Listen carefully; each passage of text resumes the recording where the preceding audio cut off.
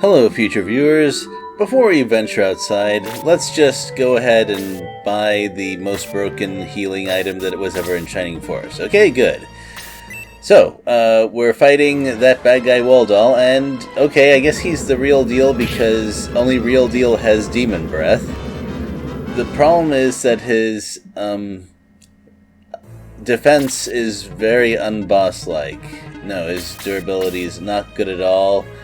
I'm going to go ahead and guess that a Shining Force final boss does not take half its health in one attack. Just throwing that idea out there.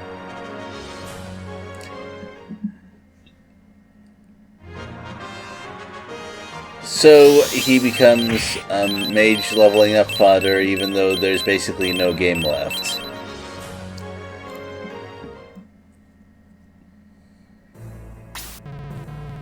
You're all so young.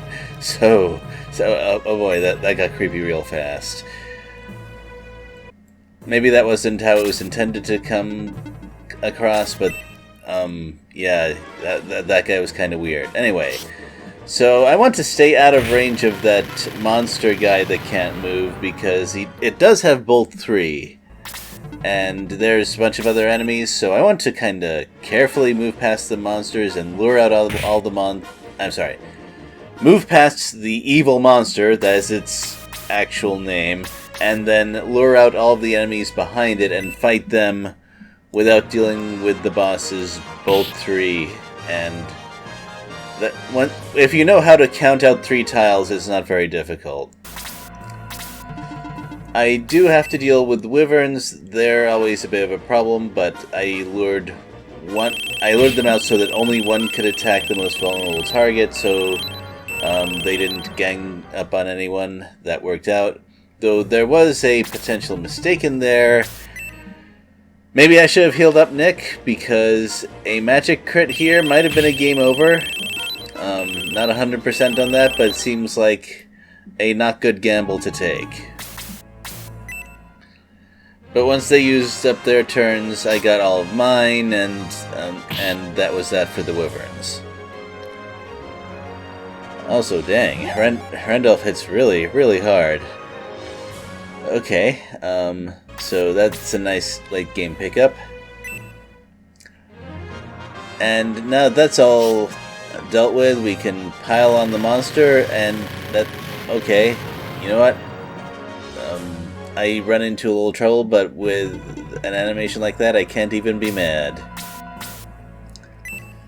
And Gyan, well, he does a pretty good chunk every time he attacks because of the MVP power ring. So much so that by the time the evil monster gets to move, well, okay, that is pretty strong. Not gonna lie, it is a little tough to deal with. But we can just go ahead and win that damage race.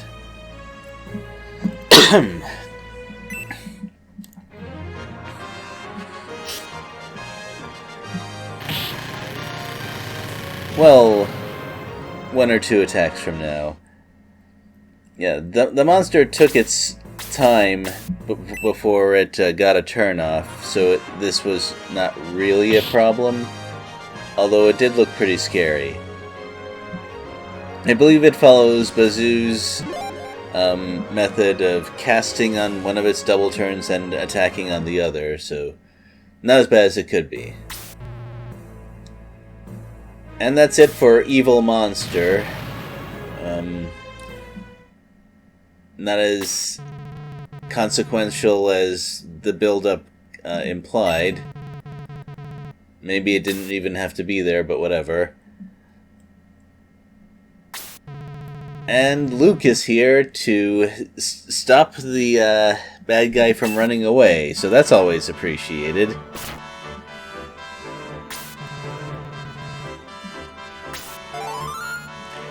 And we get the Sword of Hagia, which is the title of the second game in this series, which, well,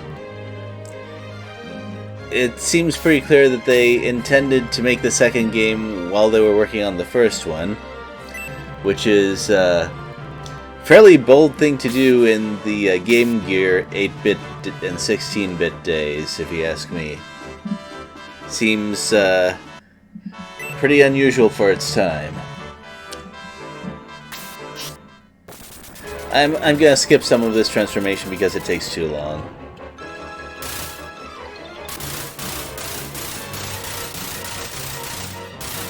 It didn't look like it, but you missed a good 10 seconds there. So if I happen to have saved you from an epileptic seizure, or however those things work, well, you owe me one.